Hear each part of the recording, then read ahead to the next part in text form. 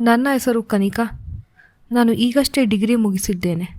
ಮನೆಯಲ್ಲಿ ಇರಲಾರದೆ ಮತ್ತು ಮನೆಯ ಅನಿವಾರ್ಯತೆಗೆ ನಾನು ಕೆಲಸಕ್ಕೆ ಸೇರಿದೆ. ನಾನು ಕೆಲಸ ಮಾಡುತ್ತಿರುವ ಕಂಪನಿಯಲ್ಲಿ ನಾನು ಅಕೌಂಟೆಂಟ್ ಆಗಿ ಸೇರಿದೆ.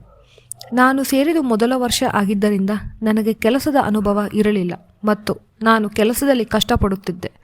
ಇದನ್ನು ನೋಡಿದ ನನ್ನ ಸೀನಿಯರ್ ಸರ್ ನನಗೆ ಸಹಾಯ ಮಾಡುತ್ತಿದ್ದರು. ನಾನು ಸೇರಿದ ಕಂಪನಿಯಲ್ಲೂ ನನಗೆ ಸ್ನೇಹಿತರಾದರು. ನನಗೆ ಗಾಢ ಸ್ನೇಹಿತರಾಗಿದ್ದು ವಿನೋದ್ ಮತ್ತು ಸುನೀತಾ. ನಾವು ಮೂವರು ಕೆಲಸದಲ್ಲಿ ಹರಡುತ್ತಾ ನಮ್ಮ ಕೆಲಸಗಳನ್ನು ಮಾಡುತ್ತಿದ್ದೆವು. ನಾವು ಎಲ್ಲೇ ಯಾವಾಗಲೂ ಒಟ್ಟಿಗೆ ಊಟವನ್ನು ಮಾಡುತ್ತೇವೆ ಮತ್ತು ಎಲ್ಲಾದರೂ ಹೋದರೂ ಜೊತೆಗೆ ಹೋಗುತ್ತೇವೆ. ನಾನು ಅವರ ಹತ್ರ ಕೇಳಿದೆ ಹೇಗೆ ನಮ್ಮ ಬಾಸ್ ಎಂದು. ಅದಕ್ಕೆ ಅವರು ಅಂದರು, ಬಾಸ್ ಒಳ್ಳೆಯವರು, ಆ ಥರ ಏನೂ ತೊಂದರೆ ಮಾಡುವುದಿಲ್ಲ ಮತ್ತು ನಿನಗೆ ಕಷ್ಟ ಬಂದರೆ ಅವರನ್ನೇ ಕೇಳು, ನಿನ್ನ ಕಷ್ಟಕ್ಕೆ ಎಲ್ಲ ಪರಿಹಾರವನ್ನು ನೀಡುತ್ತಾರೆ.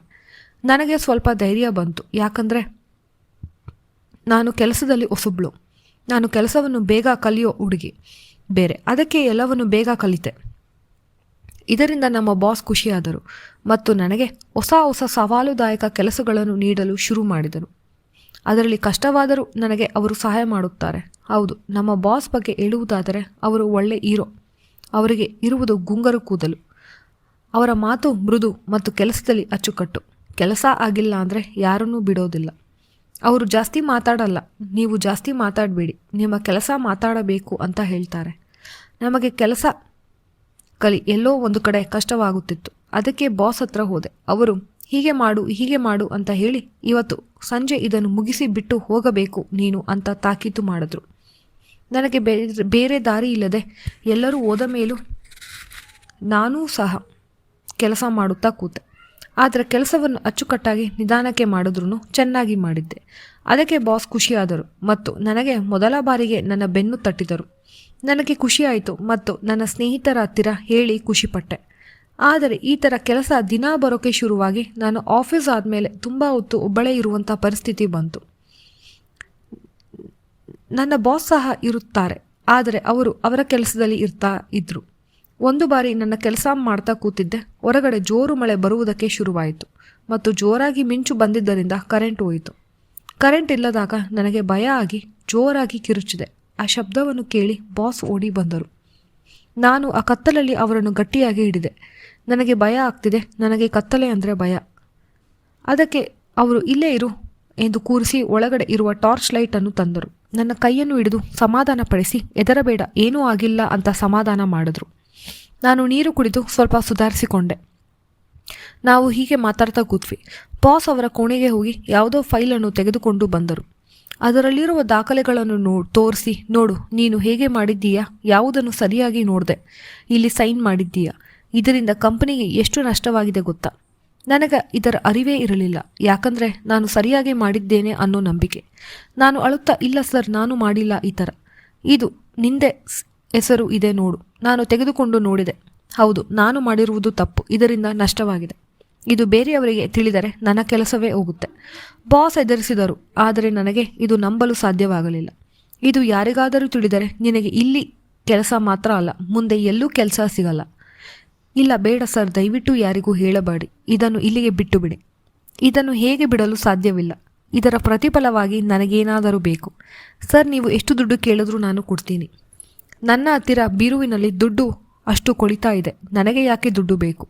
ಮತ್ತೇನು ಬೇಕು ಸರ್ ನಿಮಗೆ? ನೋಡು, ನನಗೆ ಮದುವೆ ಆಗಿದೆ, ಆದರೆ ಮಕ್ಕಳಾಗಿಲ್ಲ. ಇದರಿಂದ ಮನೆಯಲ್ಲಿ ಜಗಳ. ನನ್ನ ಹೆಂಡತಿ ದೂರ ಹೋಗಿದ್ದಾಳೆ. ನಾನು ನನ್ನ ಹೆಂಡತಿ ಇಬ್ಬರು ದೂರ ಹೋಗಿ 6 ತಿಂಗಳಾಗಿದೆ. ನನಗೆ ಬೇರೆ ಹೆಣ್ಣಿನ ಸಹವಾಸ ಮಾಡೋದಕ್ಕೆ ಇಷ್ಟ ಇರಲಿಲ್ಲ. ಆದರೆ ನೀನು ಇಲ್ಲಿ ಸೇರಿದ ಮೇಲೆ ನನಗೆ ನಿನ್ನ ಮೇಲೆ ಆಸೆ ಆಯಿತು. ಅದಕ್ಕೆ ನೀನು ಕುಳಿತುಕೊಳ್ಳುವ ಜಾಗ ನಾನು ಆಫೀಸ್ನಿಂದ ಕಾಣಬೇಕೆಂದು ಇಲ್ಲೇ ಕೂರಿಸಿದ್ದೇನೆ. ಬೇಕೆಂತಲೇ ನಿನಗೆ ಕೆಲಸ ಜಾಸ್ತಿ ಕೊಟ್ಟು ಆಫೀಸ್ನಲ್ಲಿ ಇರಿಸಿಕೊಂಡಿದ್ದೇನೆ. ಇಂದು ನೀನು ಮಾಡುತ್ತಿರುವ ತಪ್ಪನ್ನು ನಾನು ಯಾರಿಗೂ ಹೇಳಬಾರದು ಎಂದರೆ, ನೀನು ನನ್ನ ಹೆಂಡತಿಯ ಸ್ಥಾನವನ್ನು ತೆಗೆದುಕೊಂಡು ಅವಳು ನಿರ್ವಹಿಸುವ ಕೆಲಸಗಳನ್ನು ನೀನು ಮಾಡಬೇಕು. ಸರ್, ನೀವು ನನ್ನನ್ನು ಮದುವೆಯಾಗು ಅಂತೂ ಕೇಳ್ತಾ ಇದ್ದೀರಾ? ಇಲ್ಲ, ನಾನು ನಿನ್ನನ್ನು ಮದುವೆಯಾಗಲು ಸಾಧ್ಯವಿಲ್ಲ. ಹೆಂಡತಿಯ ಪಟ್ಟವನ್ನು ನೀಡಲು ಸಾಧ್ಯವಿಲ್ಲ. ಆದರೆ ಯಾರಿಗೂ ತಿಳಿಯದಂತೆ ನೀನು ನನ್ನ ಹೆಂಡತಿ ಆಗಬಹುದು ಮತ್ತು ನನ್ನ ಎಲ್ಲ ಆಸ್ತಿಗೂ ನೀನೇ ಒಡತಿ. ನನಗೆ ಅವರ ಮಾತುಗಳು ಆಸೆಯನ್ನು ಹುಟ್ಟಿಸಿತು. ಆಯಿತು ಸರ್, ಹಾಗೇ ಆಗಲಿ, ಆದರೆ ಈ ವಿಷಯ ಯಾರಿಗೂ ಗೊತ್ತಾಗಬಾರದು. ನಾನು ತಪ್ಪು ಮಾಡಿದ ಆ ಕೆಲಸದ ಫೈಲ್ ಮೇಲೆ ನನ್ನನ್ನು ಕೂರಿಸಿದರು. ನನ್ನ ಕೂದಲ ಮೇಲೆ ಕೈ ಆಡಿಸುತ್ತಾ, ನೀನು ಮಾಡಿರುವ ತಪ್ಪುಗಳನ್ನು ಸರಿ ಮಾಡುತ್ತೇನೆ. ಇವತ್ತು ಲೆಕ್ಕವನ್ನು ಸರಿಯಾಗಿ ಮಾಡುತ್ತೇನೆ. ಅವರು ಪ್ರತಿ ಲೆಕ್ಕವನ್ನು ನೋಡಿದರು. ಎಷ್ಟು ದೊಡ್ಡದಾಗಿದೆ ಈ ಲೆಕ್ಕ ಎಂದು ಅಳತೆ ಮಾಡಿದರು. ಈ ಲೆಕ್ಕ ಸಣ್ಣದಾಗಿದೆ, ಅದನ್ನು ನಾನು ಸೇರಿಸಬೇಕು ಎಂದು ಸೇರಿಸಿದರು. ಲೆಕ್ಕವನ್ನು ಸುಮಾರು 1 ಗಂಟೆ ಕಾಲ ಸೇರಿಸಿದರು. ನಾನು ಆಫೀಸಿನ ಟೇಬಲ್ ಮೇಲೆ ಇದ್ದೆ. ಹೊರಗಡೆ ಜೋರು ಮಳೆ ಬರುತ್ತದೆ. ಅದರ ಪರಿಜ್ಞಾನವೇ ಇಲ್ಲ. ಸ್ವಲ್ಪ ಹೊತ್ತಾದ ಮೇಲೆ ಹೋಗಿದ್ದ ಕರೆಂಟ್ ಬಂದಿತು. ಆವಾಗಲೇ ನಾವು ವಾಸ್ತವತೆಗೆ ಬಂದಿದ್ದು. ಅಷ್ಟೊತ್ತಿಗಾಗಲೇ ಸರ್ ಎಲ್ಲ ಲೆಕ್ಕವನ್ನು ಮಾಡಿ ಸರಿಯಾಗಿ ಅಳೆದು ಹೋಗಿ ಬರೆದಿದ್ದರು. ನೋಡು, ಈ ಲೆಕ್ಕ ಇಲ್ಲಿಗೆ ಮುಗಿಯುವುದಿಲ್ಲ. ನಾನು ಹೇಳಿದಾಗ ನಮ್ಮ ಮನೆಗೂ ನೀನು ಬರಬೇಕು. ನಿನಗಾಗಿ ಒಂದು ಹೊಸ ಕಾರನ್ನು ತೆಗೆದುಕೊಳ್ಳುತ್ತೇನೆ. ನೀನು ಅದರಲ್ಲೇ ಓಡಾಡಬೇಕು. ಮರುದಿನ ನಾನು ಆಫೀಸ್ಗೆ ಬಂದೆ. ಬಾಸ್ ಇಲ್ಲಿ ಇರಲಿಲ್ಲ. ಎಲ್ಲೋ ಹೋಗಿದ್ದಾರೆ ಎಂದು ಅಂದುಕೊಂಡೆ. ಆದರೆ ಬಾಸ್ ಬೇರೆ ಕಡೆ ಕೆಲಸ ಮಾಡೋಕೆ ನಿರ್ಧರಿಸಿ ಬೇರೆ ಆಫೀಸ್ ಬ್ರಾಂಚ್ಗೆ ಹೋಗಿದ್ದಾರೆಂದು, ಅವರು ಮತ್ತೆ ಯಾವತ್ತೂ ಇಲ್ಲಿಗೆ ಬರುವುದಿಲ್ಲ ಎಂದು ತಿಳಿಯಿತು. ಅವರು ನಿನ್ನೆ ಆಡಿದ್ದೆಲ್ಲ ನಾಟಕ. ನನಗೆ ಮೋಸ ಹೋದ ದುಃಖ. ನಾನು ಮೋಸ ಹೋದೆ, ಆದರೆ ಯಾರಿಗೂ ಹೇಳಲಿಲ್ಲ.